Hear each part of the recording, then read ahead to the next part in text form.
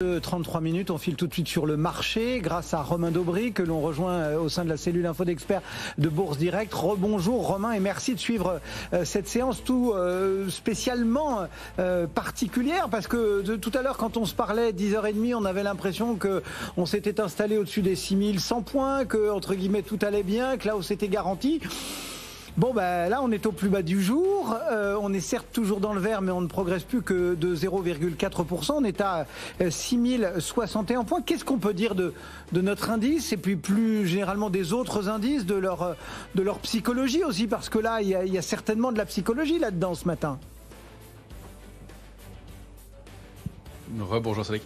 Oui, beaucoup de psychologie dans un marché dont on sait qu'il est drivé majoritairement par la spéculation depuis des semaines, même si c'est manifestement un peu moins le cas depuis quelques jours, depuis quelques séances. En témoignent des volumes qui se sont un peu étoffés. Alors quel que soit le sens du marché, même à la baisse, mais pour l'instant il y a un peu plus d'intérêt en amont de cette saison de publication des trimestriels des entreprises. Ce qu'il faut comprendre, c'est qu'on est parti d'un paroxysme de pessimisme avec beaucoup de protection de couverture dans les portefeuilles, des niveaux d'options de vente records traités sur les indices américains. Et puis un risque baissier qui n'a pas réussi à se matérialiser. On avait fixé comme alerte l'accélération du VIX, de l'indice de la peur, au-delà de 34,5 et on est allé buter dessus 4 ou 5 fois et on n'a jamais réussi à déborder ce niveau.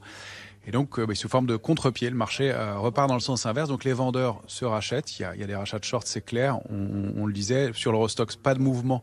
Et probablement aujourd'hui, des vendeurs contraints de se racheter. Sur le CAC 40, c'était un petit peu l'inverse. Un peu de soutien acheteur en amont de cette semaine d'échéance des marchés dérivés. Et donc, les grands indices majeurs ont testé des niveaux d'alerte et puis ont rebondi à l'intérieur. Donc, pour le CAC 40, c'était sous 5677. Sur le S&P, l'alerte, c'était entre 3400 et 3500. On est allé visiter cette zone en intraday jeudi dernier, donc au cours de cette séance qui restera marquée par un contre-pied gigantesque. Et puis on a réaccéléré. Il y a un peu de mieux depuis qu'on a franchi sur le S&P 3639. Et là, on est en train de tester un niveau intermédiaire sur les futurs en ce moment avec une hausse importante au-delà de 3706 points. Le niveau pour revenir sur le S&P en zone de neutralité de moyen terme, et donc un peu de mieux, c'est au-delà de 3810. Sur le Nasdaq, l'alerte, on n'est pas allé la tester, on n'est pas allé chercher la cible, c'était un peu au-delà des 10 000 points, 10 040 points. C'est mieux depuis qu'on a débordé 10 690 points, qui devient maintenant notre niveau d'alerte. Et là, on est en train de travailler autour de zones intermédiaires, 11 127, 11 312, qui sont des niveaux intermédiaires autour desquels on est en passe d'ouvrir.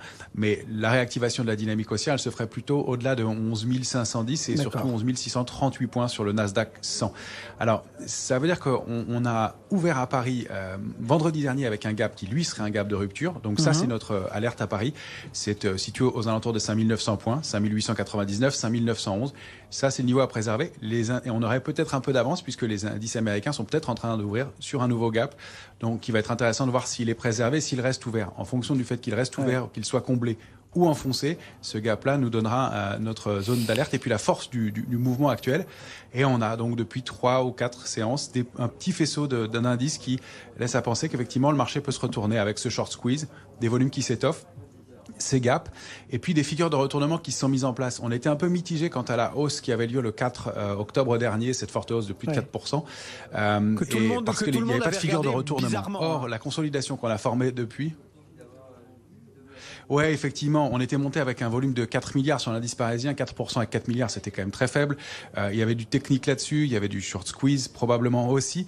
Et là, on a réussi depuis à construire des petites figures de retournement. Alors, elles ne sont pas très grosses, mais pour les chartistes, on reconnaîtra sur beaucoup de valeurs et beaucoup d'indices, notamment le CAC 40, des structures de retournement haussière en tasse et en... Alors, elles sont petites.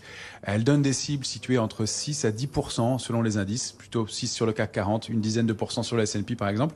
Ce sont des cibles minimales, ce ne sont pas des objectifs ultimes, mais ce sont des cibles minimales. Il y a peut-être un peu mieux sur quelques valeurs. Maintenant, on sait qu'on arrive dans une période de publication des trimestriels qui va être compliquée. On a déjà eu quelques warnings. Apple a dit qu'elle n'augmenterait pas sa production. Nike a averti. FedEx aussi, il y a quelques semaines maintenant. Justement, Romain, bon, ça ce sont les bornes, les repères, les supports que vous avez bien décrits sur les grands indices. Si on regarde un peu sur les secteurs, alors on va peut-être pas faire du valeur par valeur parce qu'effectivement on est en pleine publication de résultats, mais est-ce qu'on peut se dire un petit peu en regardant les secteurs, quelles sont les valeurs les plus fortes ?